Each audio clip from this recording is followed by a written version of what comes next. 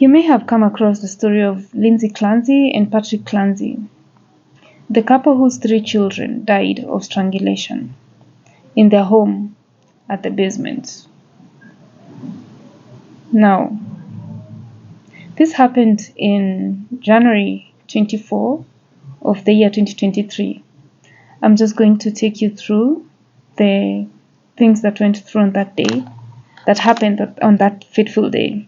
So the guy comes home, Patrick comes home, and he calls out, guys.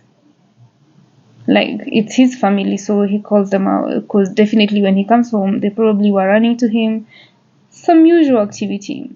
And then he's still on the 911 call.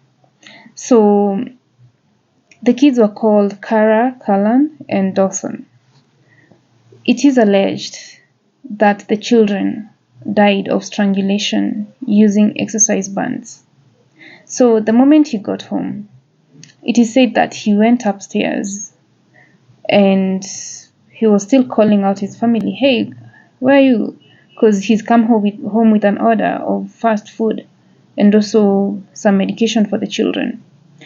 Upon hearing no answer and hearing silence and silence only, he knocks on one door, and apparently it's locked. So he opens the door, and upon opening, there's a pool of blood and a window is open. Let's go back. So he goes to the basement, and he finds kids unalived by strangulation. He removes the exercise bands that had been used in the strangulation, and then, as a father would do, he urges them to breathe. Come on, wake up, breathe. And then you may be wondering, how did all this start? So let me just get you back to it. So on that specific day, Lindsay Googles take out 3V. 3V is, I believe, it's a foods place. It's a restaurant.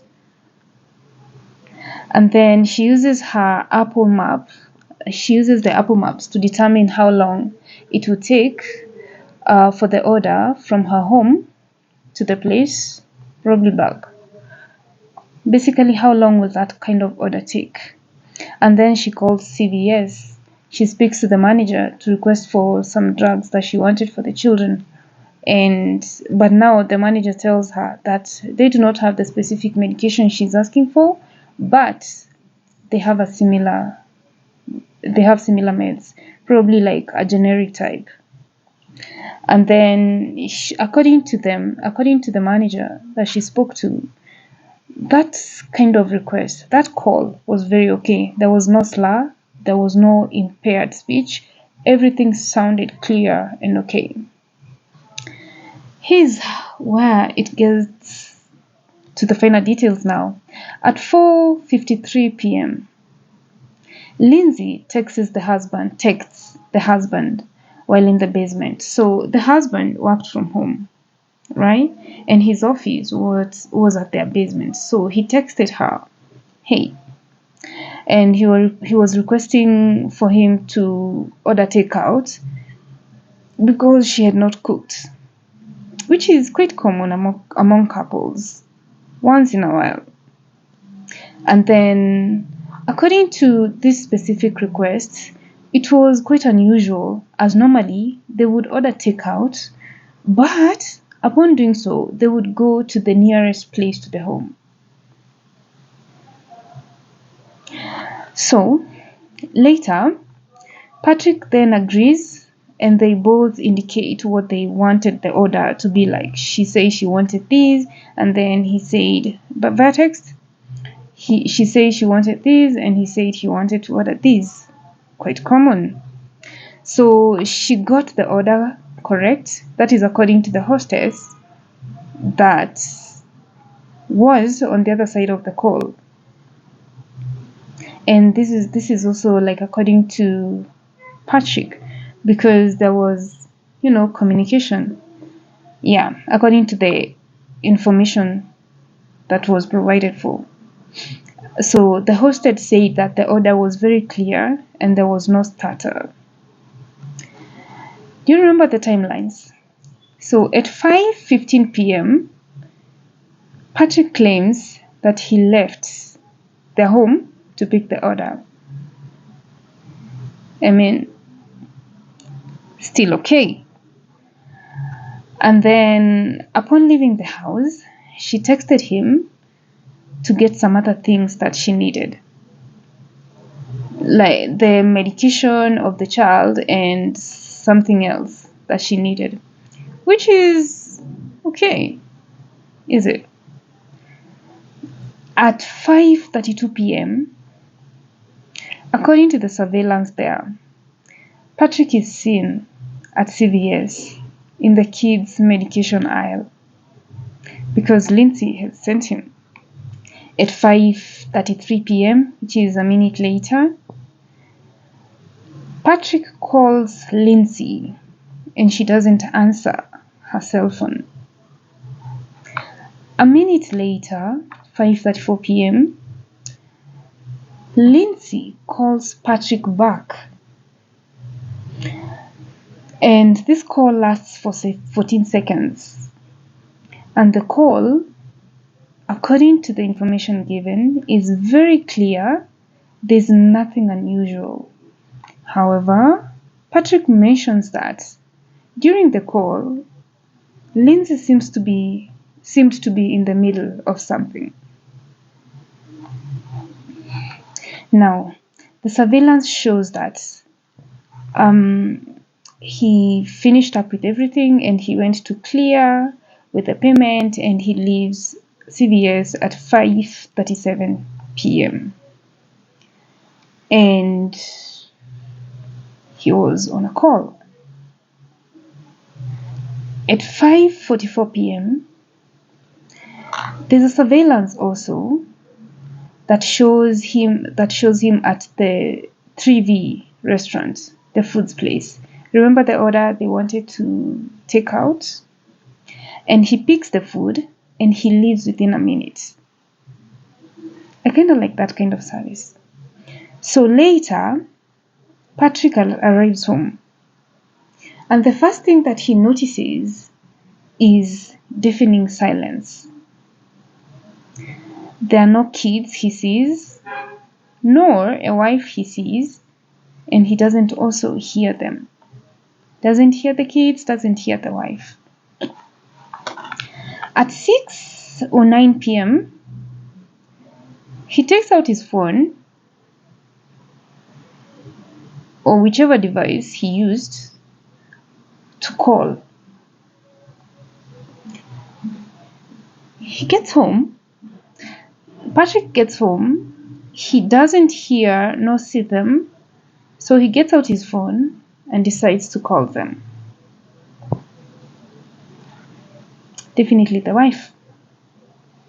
So he decides, okay, since probably there's no answer, he decides, let me go upstairs to the bedroom. And he goes to the bedroom and turns out the door was locked. So he opens it from outside. And what meets him is a pool of blood. And there was a window that was open. You remember that scenario, right? A window was open. So obviously in horror, he runs down the stairs. He goes to the backyard and he sees Lindsay laying there on the ground. She had, according to the information given, she had cuts on the wrists and also cuts on the neck. So he stated to the 911 call that her wounds were not oozing of blood anymore. They weren't bleeding. So upon asking He is on the 911 call. Upon asking Lindsay, "What did you do?" Um, I think at this time he's terrified. "What did you do?" She replies, "I tried to kill myself and jumped out the window." Horrific. So Patrick is still on the 911 call. Remember this, right? So, and then he asks, where were the kids? When he's asked where were the kids, he says that when he asked Lindsay where the kids were, she said that the kids were in the basement. I'm assuming this is not something that was captured on the 911 call, because this is something that he said later. Now let's go back a little. A couple is married for years. They have 3 beautiful children.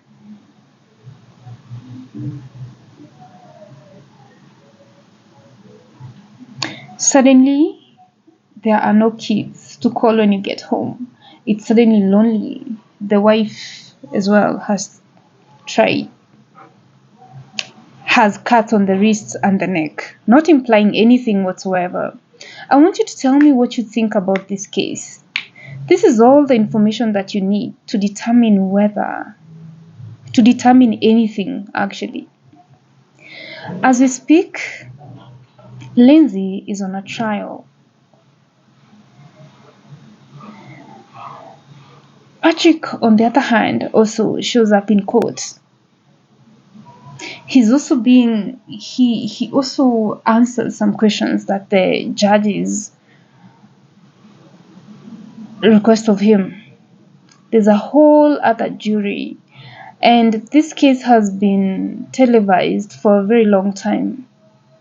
And I want you to tell me, why do you think it's being televised all over the world? I'm holding back my opinion.